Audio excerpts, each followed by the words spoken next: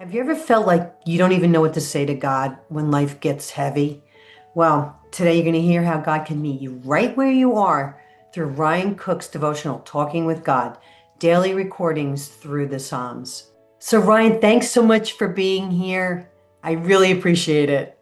Oh, thank you so much for inviting me. It's a joy to be able to talk with you.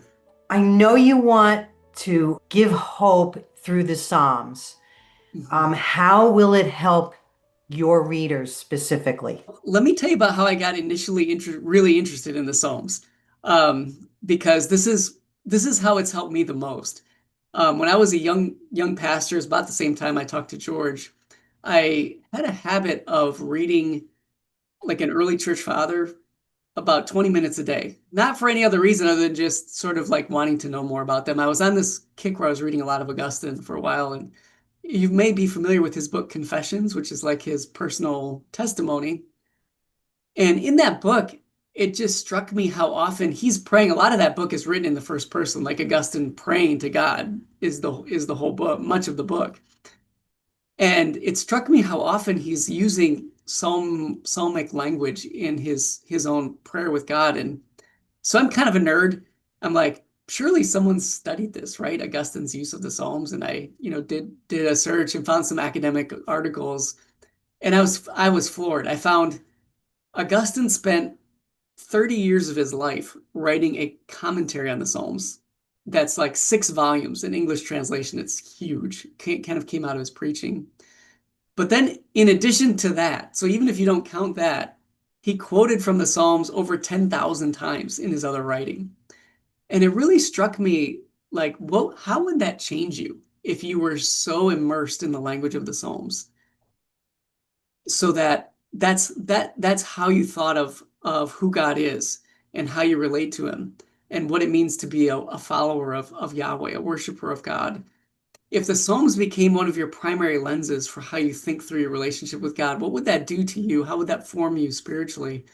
And really, that's what started me down. And then I realized, you know what? That's probably one of the reasons the Lord has given us the Psalms in Scripture is to do just that, is to help us know who He is and how we can relate faithfully to Him. So I would hope for, a listener, for someone who is maybe just starting on their journey of reading and praying through the Psalms, that it would really change their view of God, that they'd see him in a deeper, more personal way, and it would change their understanding of who they are, so that they would be more shaped in.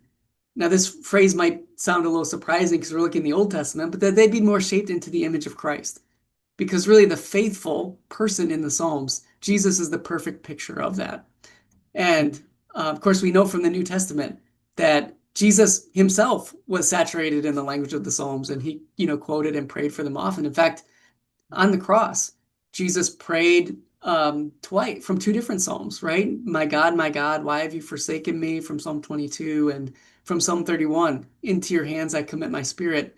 Those are both ways that Jesus is in the midst of his pain, giving voice to it, is using these lament psalms from the Psalter. So we become more like him as we engage in the use of the psalms. So, what psalm comes to mind that brings hope when God feels silent? The psalm that immediately comes to mind when you ask it that way is Psalm 73, which you may be familiar with. It's actually a psalm of Asaph, and Asaph is we don't know a lot about him, but you think of him as like a Levite, as a teacher in Israel.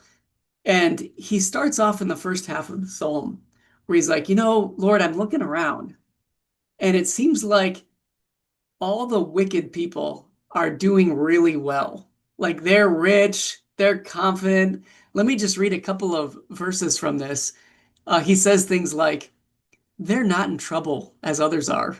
They're not stricken like the rest of mankind. Therefore, pride is their necklace. Violence covers them as a garment. They scoff and speak with malice. They set their mouths against heaven and their tongue struts through the earth. That's such a beautiful image there. Or not beautiful, it's very vivid, right? Their tongue struts through the earth. And they say things like, how can God know? In other words, they scoff at God. God doesn't even know what we're doing. He doesn't really care. God won't hold us accountable. And this is giving Asaph really a hard time. It's leading him to really be disillusioned. Like, God, I thought you were just. I thought you would hold people. Why are these the people prospering? I thought the righteous would prosper. And he says things like verse 13, he says, all in vain, I have kept my heart clean, and washed my hands in innocence. All day long, I've been stricken and rebuked every morning. In other words, yeah, I've been working really hard, trying to follow the law, do the right thing, and I'm suffering. And here are these people that are doing everything the law would say they shouldn't do, and yet they seem to really be doing well. And he got to the point where he really almost lost faith. And then in verse 16, he tells about how his perspective was changed. He says, but when I thought how to understand this, it seemed to me a wearisome task until I went into the sanctuary of God, and then I discerned their end. In other words, God's revelation in the temple reminded him that God is sovereign and that God has a plan that he's working out in the future. And we can trust in his character to live that out. He needs to think more eternally than just like in the moment. And then he goes on to realize, he's like, you know what? The wicked look like they're doing really well, but they're actually in a really difficult, slippery place. They're under threat of God's judgment. And then you know what? I actually don't have it as bad either. He says in verse 23, because nevertheless, I'm continually with you. You hold me in your right hand. In other words, it might feel like I'm suffering, but God, you've got me in your right hand.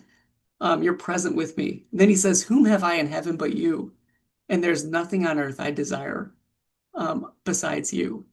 And so I love that psalm because you can see someone who's coming from a period of being disillusioned, kind of jaded, suffering, like just damaged by the evil in the world, and yet how God met them through their worship and changed their perspective, both by looking to the future that God has promised for us, but also by just a reminder that God is with them even in the midst of it.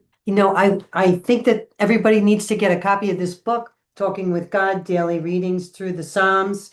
So, Ryan, thank you so much for joining me here and talking about this powerful, powerful study in Psalms. The devotions are amazing. And as you go deeper in the book and you have prayer, I think it's amazing that somebody's going to really need to read this to just even go just that much deeper as you do in the Psalms. So, where can they find out more about you and get this book? Yeah, well, you can get it at Moody Publishers. You can just, Google Moody Publishers and Talking with God, and you'll find it there, or on the Today in the Word website, todayintheword.org, has it there because this book was written kind of in collaboration with them. And that's a wonderful ministry to even connect with outside of the book as well. So I'd encourage you to look there as well, and would encourage someone's listening. Maybe you've never really tried praying through the Psalms, or you don't know that much about it.